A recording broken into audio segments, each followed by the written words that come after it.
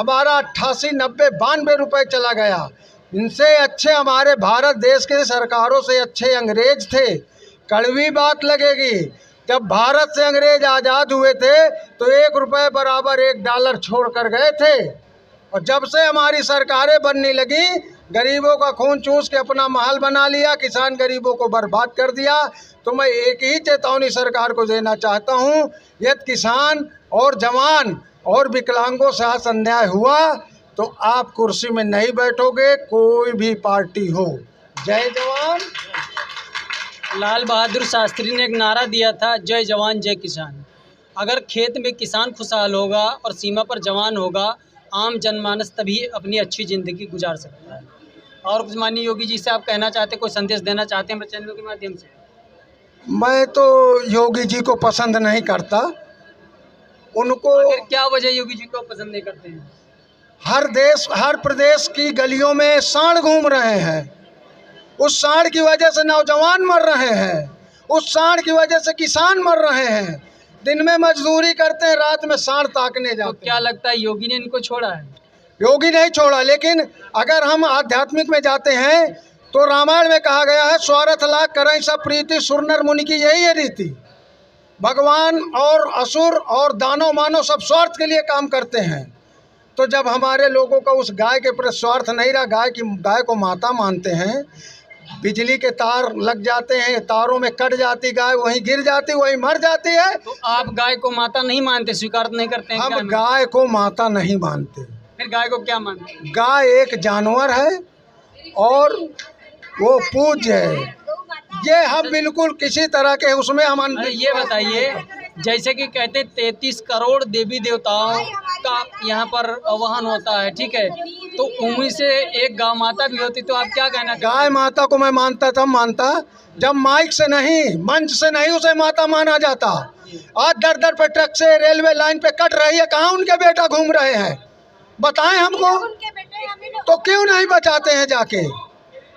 नहीं तो इतने सारे लोग जो है गाय को माता मानते हैं, गाय को पूजनी मानते हैं, और वेद गाय माता को मैं जब मानूंगा जब उनके बेटा उनकी सेवा करेंगे। देखिए हमारे साथ कुछ महिला भी हमसे बातचीत करना चाहती हैं, आइए उनको भी वार्ता कराते हैं हाथ से। पहले अपना परिचय दीजिए। मेरा नाम वर्षा सिंह चौहान एडवोकेट है, और मैं भाई साहब की बात से सहमत नहीं हूं, क्योंकि हिंदू धर्म में गाय को माता माना गया है, पूजनीय है गाय हमारे लिए। और जो बात इन्होंने कही हम सहमत नहीं है। इसके गाय अगर यहाँ से वहाँ घूम रही है, कट रही है, इसके जिम्मेदार हम खुद हैं। गाय जब तक दूध देती है तब तक वो हमारे इस्तेमाल की है, उसके बाद गाय को छोड़ दिया जाता है। क्यों छोड़ दिया जाता है? क्योंकि वो हमारे यूज की नहीं है। तो इसके जिम्मेदार कौन है? क्या मोदी जी हैं कि योगी जी हैं? जिसने दूध पिया, जिसने इसको खाया है, वो उसका जिम्मेदार है, वही जिम्मेदार है। आजकल यही बच्चे भी कर रहे हैं, माता पिता पालते हैं, पोसते हैं। कई ऐसे बच्चे हैं जो माता पिता को सड़क पे छोड़ देते हैं, अनाथ आश्रम में छोड़ाते हैं, ये गलत है। उसी तरीके गाय क्या कहना चाहती? गाय पूजनीय है, गाय पूजनीय है, सर्वस्व रहेगी। और इस चीज के विरोध में जो भी इस चीज के खिलाफ है, हम उसके खिलाफ हैं। उसकी हम रक्षा के लिए हमने गाय खुद की छोड़ी हुई गाय को हमने पाला है। अच्छा, गीता के अंदर कृष्ण ने अर्जुन से एक बात कही थी, धर्म रक्षा रक्षिते यदा यदा धर्मस्य। जब तुम धर्म की रक्षा करोगे, धर्म तुम्हारी रक्षा करेगा। तो गाँव जो है वो भी एक धर्म के प्रति ही आती है। तो क्या कहना चाहती है? वो हम ये कहना चाहते हैं कि वो हम उसको पालते हैं, छोड़ी हुई गाय को हमने पाला है, और वो हमें गोबर देती है, जिससे हम खाद बनाते हैं। खाद बनाकर खेतों में डालते हैं, जिससे हमें बहुत शुद्ध गेहूँ फसल, सारी फसलों का बढ़िया अनुवादन होता है। और जहाँ तक हमको जानकारी है, माता इसलिए भी इनको कहते हैं कि जो नवजात शिशु बच्चे होते हैं, गाँव का दूध आराम से पचा जाता है और अन्य किसी पशु का दूध वो नहीं पी सकते, इसलिए गाँव को माता कहा जाता है। क्या ऐसा बना हुआ है? वहाँ पर भारतीय जागृति मिशन को लेकर काफ़ी विकलांगों ने आए हुए हैं, एकत्रित हुए हैं। आखिर क्या ऐसी परिस्थितियाँ इन लोगों को निकल कर सामने आना पड़ा? आइए जानते हैं इन लोगों से, इन्हीं की ज़ुबानी। महोदय, पहले अपना परिचय दीजिए। जी नमस्कार, मैं सुरेश गुप्ता, भारतीय जागृति मिशन का संस्थापक।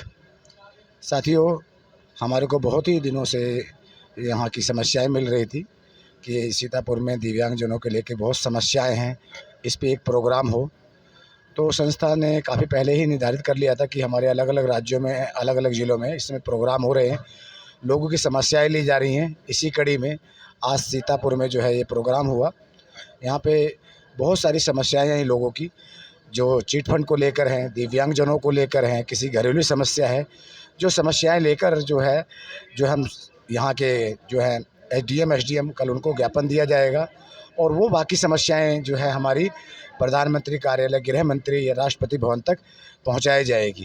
इसी कड़ी में हमारा जो है आगे प्रोग्राम है, अलग अलग ज़िलों में, अलग अलग राज्यों में लगातार हमारे प्रोग्राम हो रहे हैं, क्योंकि संस्था ने निर्णय लिया है, संस्था ने वचन लिया है, संस्था ने संकल्प लिया है कि देश में कहीं भी जहाँ भी समस्या होगी हमारा संगठन उनको मदद जरूर पहुँचाएगा। धन्यवाद। देखिए, ये अपने स्वार्थ के लिए नहीं, निजी स्वार्थ के लिए आए हैं, आम जनमानस की समस्याओं को लेकर आए हैं और आम जनमानस का कैसे कल्याण हो इस बात से चिंतित होकर ये सारे लोग एकत्रित हुए हैं। आइए किसी दूसरे व्यक्ति से जानते हैं कि और क्या क्या यहाँ पर मामला हो रहा है। मैं ओम साहू, राष्ट्रीय अध्यक्ष, भारतीय जागृति मिशन। सरकार की लगातार शोषणकारी नीतियाँ और सरकार का किसानों के प्रति, देश की आम जनता के प्रति बेरुखीपन के कारण भारतीय जागृति मिशन को आज सीतापुर में विवश होना पड़ा है, एकत्र होना पड़ा है। हालांकि हम सरकार को बताना चाहते हैं कि हम अभी किसी प्रकार के आंदोलन के लिए नहीं आए हैं। हमारा पहला काम है आपको सूचित करना। हमारा कार्यक्रम आपको सूचित करने के लिए है। यदि इसके बाद भी आपके अंदर जागरूकता नहीं आती है, आप आम जनता के हित के लिए काम नहीं करते, दिव्यांगों के लिए काम नहीं करते, किसानों के कर्ज माफ़ी नहीं करते, चिटफंड में जमा पैसे वापस नहीं करते, चाहे वो सहारा हो, चाहे PACL हो, या कोई भी चिटफंड कंपनी हो, अगर आप पैसे वापस नहीं करते तो देशव्यापी आंदोलन के लिए ये ओम साहू और भारतीय जागृति मिशन बाध्य होगी। और जिसकी जिम्मेदारी माननीय प्रधानमंत्री और मुख्यमंत्री के अलावा किसी की नहीं होगी, इन्हीं की होगी। उत्तर प्रदेश में अगर आंदोलन होगा तो उत्तर प्रदेश के मुख्यमंत्री और प्रधानमंत्री जी की होगी, और अगर किसी अन्य राज्य में होता है तो वहाँ के मुख्यमंत्री की और देश के प्रधानमंत्री की होगी। क्योंकि देश के प्रधानमंत्री का सबसे बड़ा दायित्व तो क्या होता है कि वो देश का राजा होता है और देश का प्रत्येक नागरिक उसके बच्चे के समान होता है। अगर वह अपने बच्चों की पीड़ा को नहीं समझता, सिर्फ उद्योगपतियों की पीड़ा को समझता है, तो निश्चित हम देशव्यापी आंदोलन के लिए बाध्य होंगे और इसकी जिम्मेदारी टोटल सर्वोच्च पद पर बैठे लोगों की होगी।